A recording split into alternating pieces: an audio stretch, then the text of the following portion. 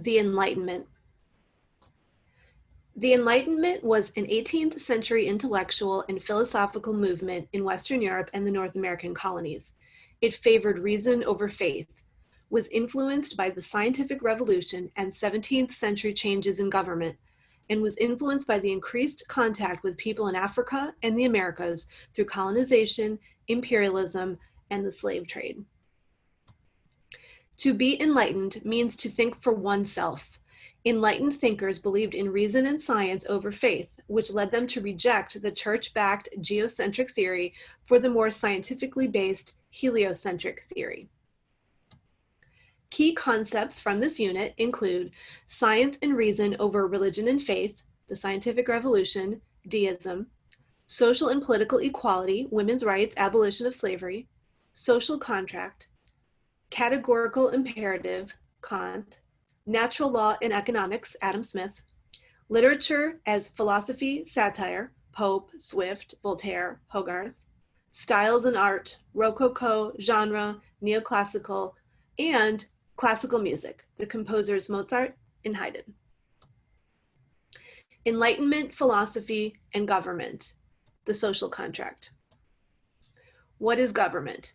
Government is the legitimate use of force within territorial boundaries to control human behavior. It can come from the extension of the family, force, or divine right. Social contract theory is an idea originating in the 1600s that government is chosen by the people. It was very radical and controversial because God wasn't involved in selecting rulers. Remember the historical context. Before the 1600s, rulers were believed to be chosen by God. Thomas Hobbes wrote about the natural state in which people were evil by nature. Life was solitary, poor, nasty, brutish, and short. Anarchy reigned. People were in a state of constant warfare, and life is so horrible that people look for a strong person to protect them. This is the contract. Hobbes called this person the Leviathan. Hobbes Contract. The Leviathan is powerful, but the people have to make him the ruler. The ruler protects the people and takes them out of the state of nature and brings an end to chaos. People obey the leader, but give up all freedoms and rights, and the deal is forever. English philosopher John Locke wrote 2 treatises on government in 1680. He disagrees with Hobbes on the state of nature and refers to a 3rd phase of rule, dissolution. This means the leader does not rule forever. Jean-Jacques Rousseau wrote The Social Contract in 1762. According to Rousseau, the state of nature evolved. This progression from natural to civil is a result of private property, the fall from grace. He raised the question, how can we be free and live together? Laws should be established based on general will, the will of the people as a whole. In 1776, Adam Smith published The Wealth of Nations, in which he wrote of an economic system in which every man, as long as he does not violate the laws of justice, is left perfectly free to pursue his own interest in his own way. This is referred to as the invisible hand, the role of the government in economics. Adam Smith's work is still relevant to economics today. How much should the government interfere with business, wages, taxes, corporate welfare? 18th century philosophers developed Deism, a religion whose followers believe in a God who created the universe, established its rules of behavior, set it going, left, and hasn't been seen since. The writer Voltaire comments, Deism is good sense instructed by revelation, and other religions are good sense perverted by superstition. Several 18th century American leaders were influenced by Deism, including Thomas Jefferson, Benjamin Franklin, James Madison, and Thomas Paine. Immanuel Kant wrote about the categorical imperative, which states, act only on that maxim whereby you can, at the same time, will that it should be a universal law. The scientific revolution, which began in the 16th century with Copernicus's heliocentric theory, would continue to influence Enlightenment thinkers in the 18th century.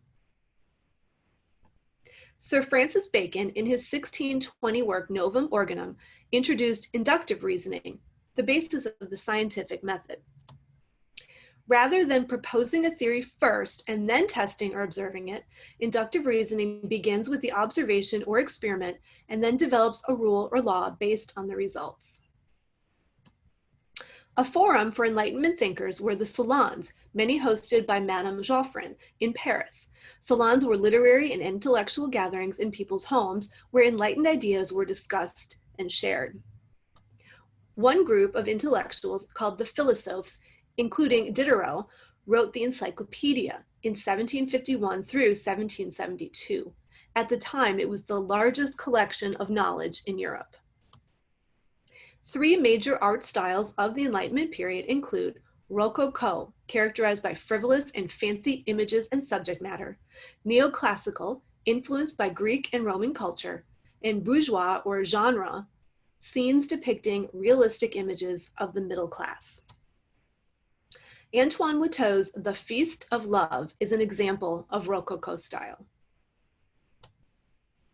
The Toilette of Venus by Francois Boucher is another Rococo example.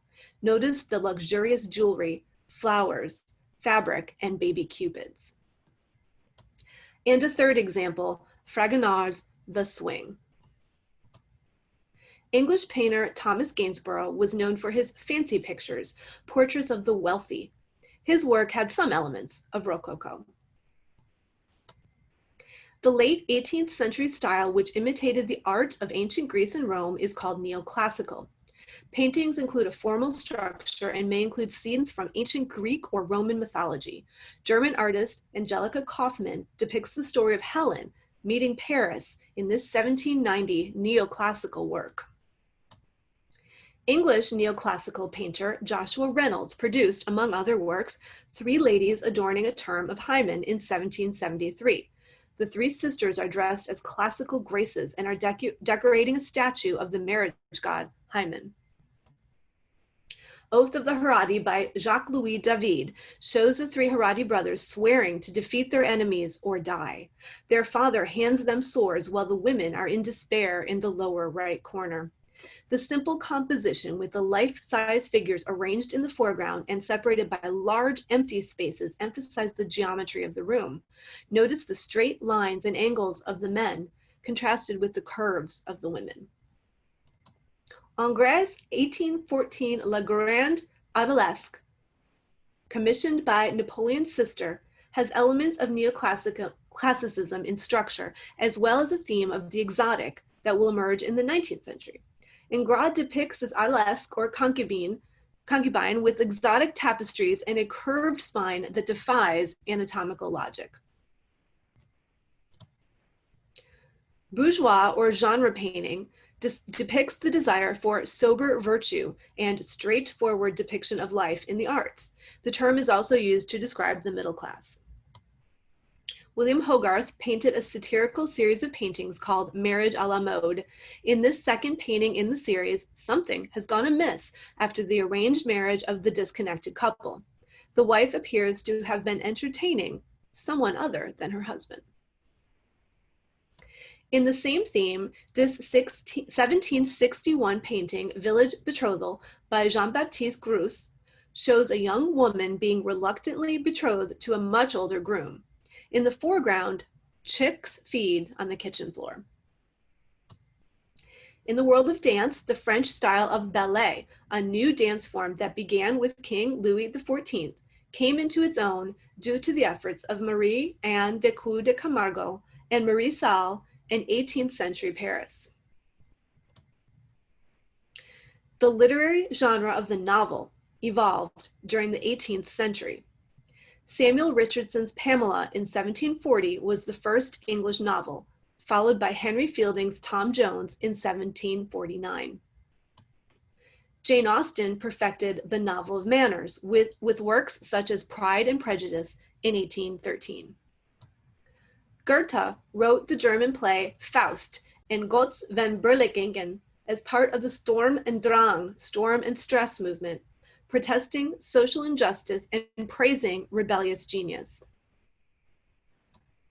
The Bible of neoclassical architectural style was Palladio's 4 books of architecture, a visual manual of architecture that was still used up until the 20th century.